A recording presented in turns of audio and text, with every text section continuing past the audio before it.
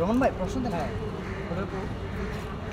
সচরাচর সাধারণ মানুষ যদি বিদেশ চলে যায় তাদের নিয়ে কোনো আলোচনা হয়। যখন কোনো মিডিয়ার কোনো অভিনেত্রী মডেল বিদেশ চলে যায় তখন কিন্তু তাদের নিয়ে বিভিন্ন কথা ওঠে যে কার সাথে গেল, কে ট্রিপ দিচ্ছে, বা তারা তাদের এত উৎস কোথায়, হ্যাঁ, বা বিভিন্ন ধরনের আপনি তো দেশ বিদেশে সফর করছেন, এই বিষয়টা কীভাবে দেখেন?